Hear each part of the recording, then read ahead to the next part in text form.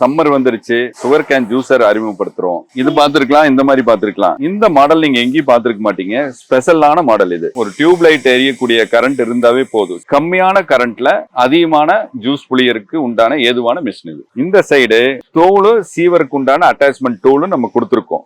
அதே போய்க்குது.